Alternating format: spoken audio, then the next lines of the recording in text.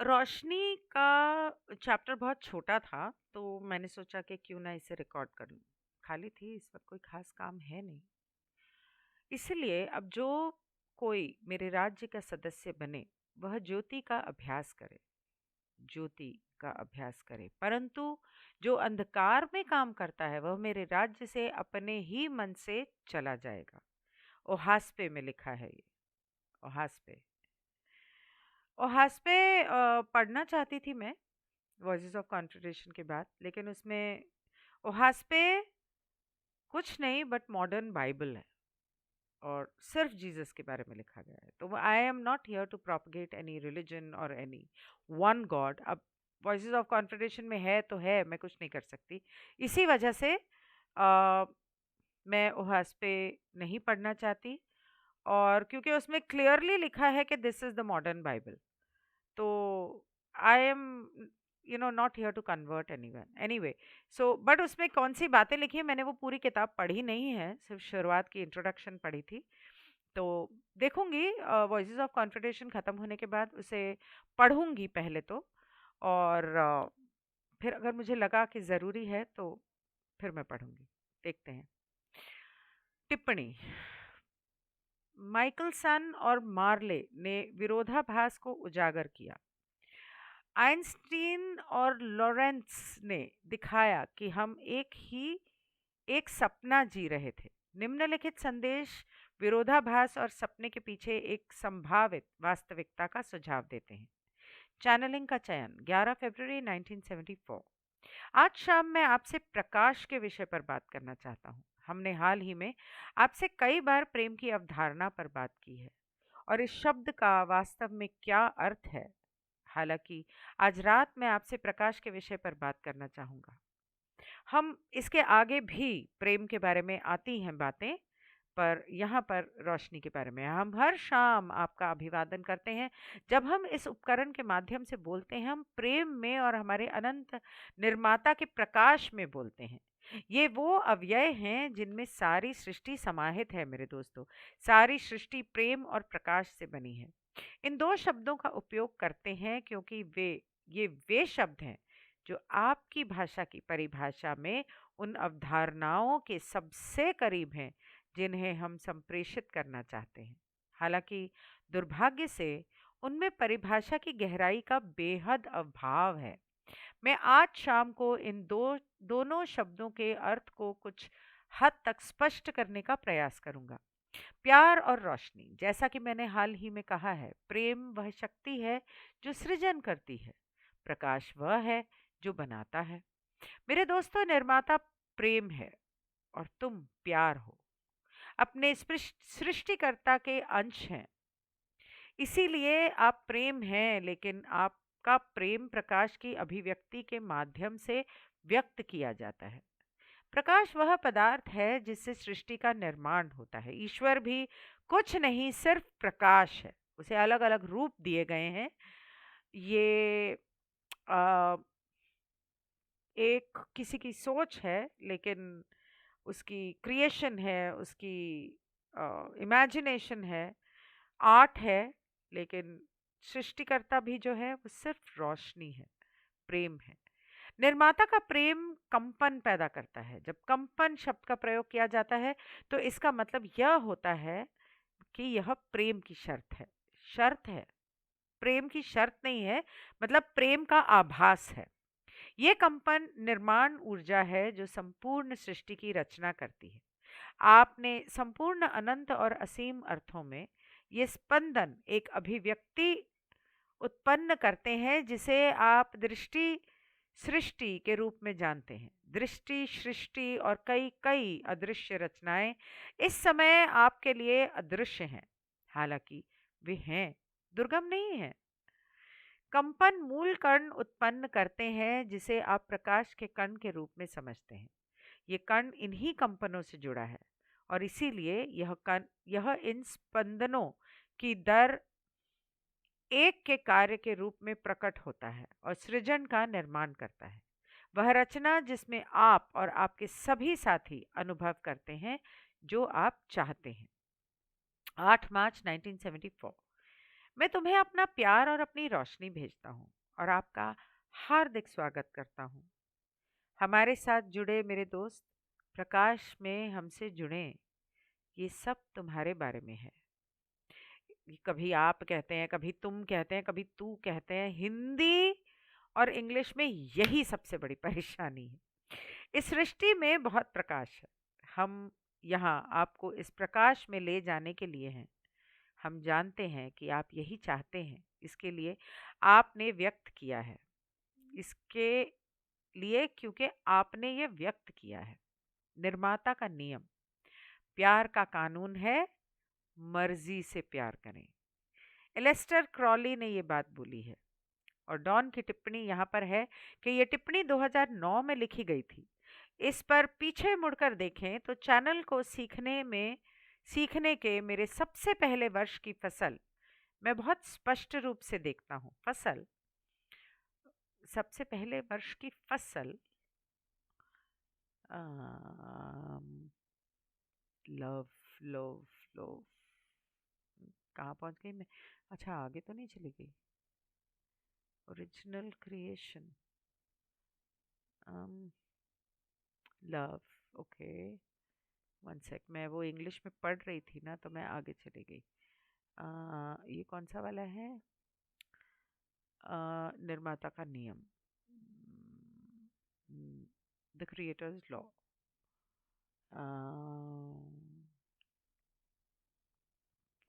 फसल नहीं, फसल नहीं, मतलब वो गूगल हिंदी, गूगल,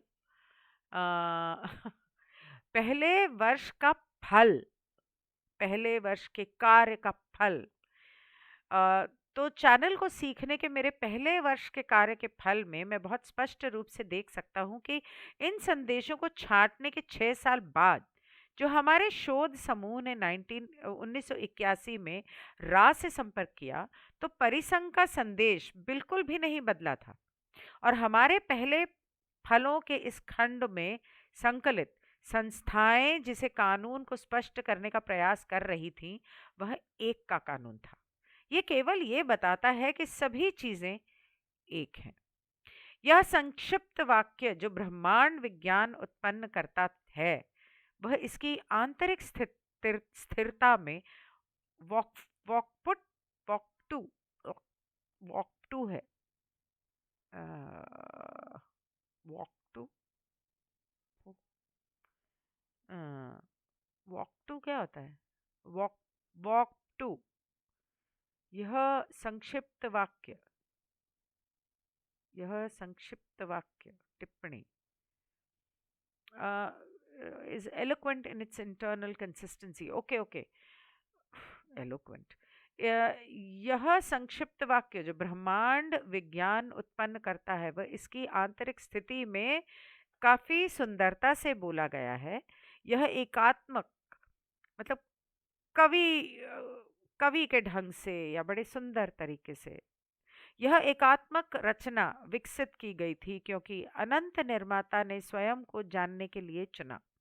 एक के कानून की पहली विकृति को सक्रिय करके स्वतंत्र इच्छा, इसने अपनी प्रकृति के अनुसार सृष्टि की रचना की जो निस्वार्थ प्रेम है।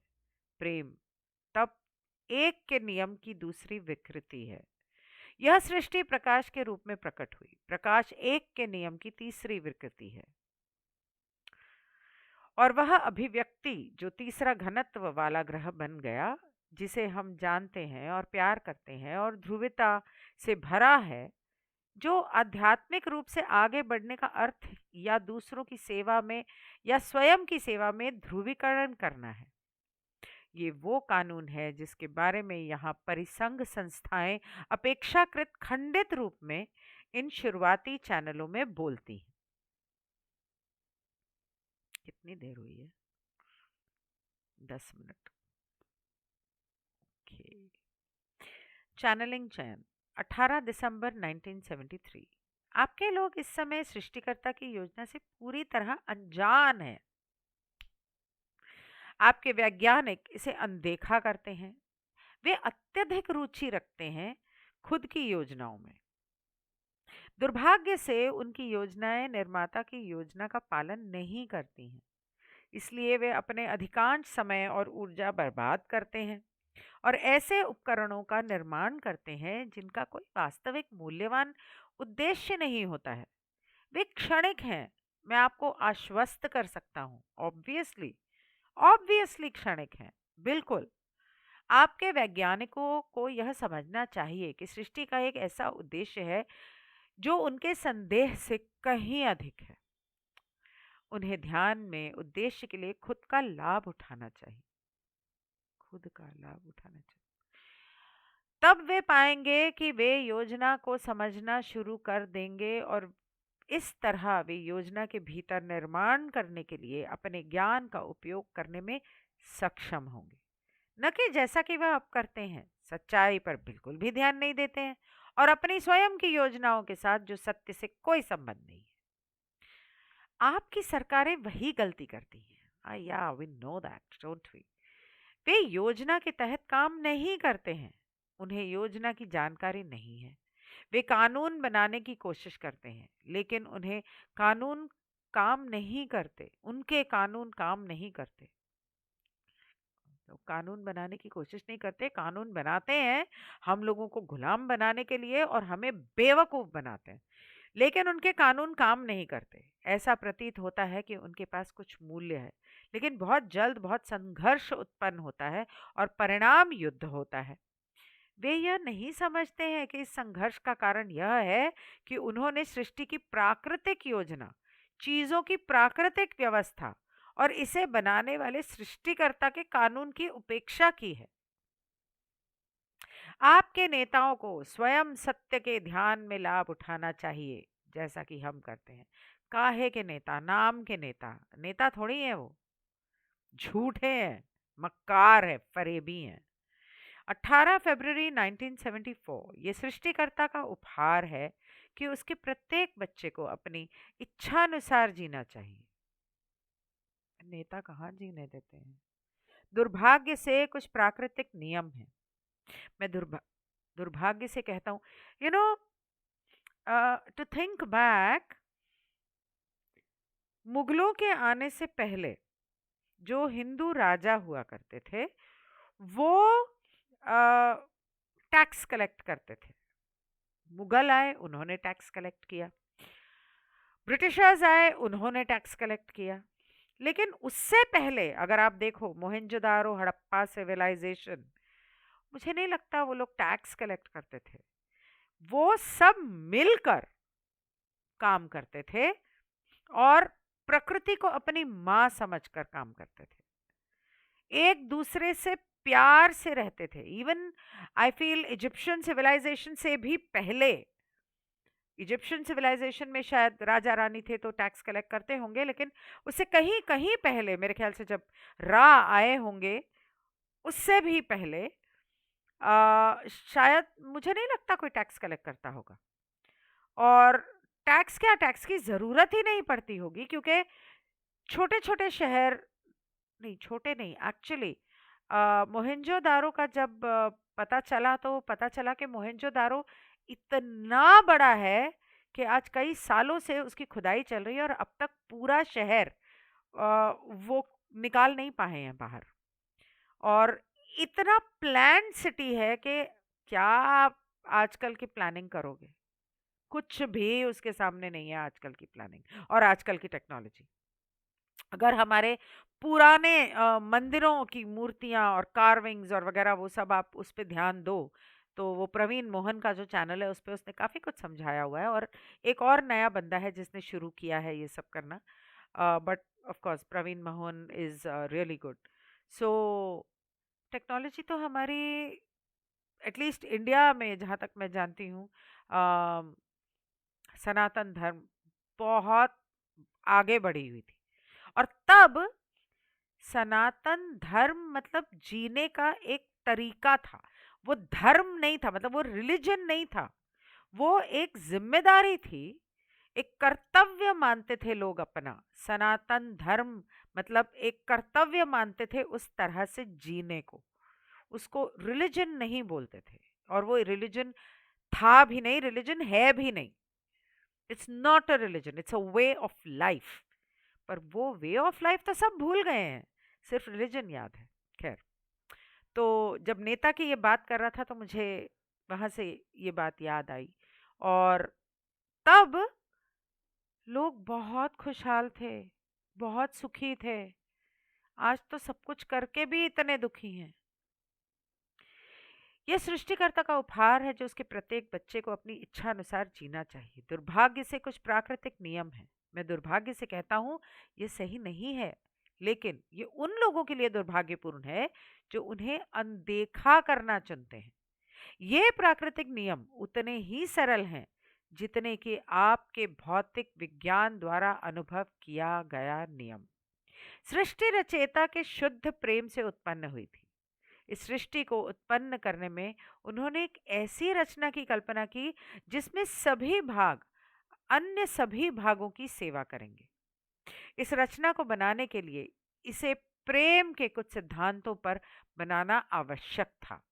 ये सिद्धांत सारी सृष्टि में व्याप्त हैं और अगर ठीक से समझा जाए, जैसा कि सृष्टिकर्ता की सभी संतानों का अधिकार है, पूर्ण सामंजस्य में रहना संभव है।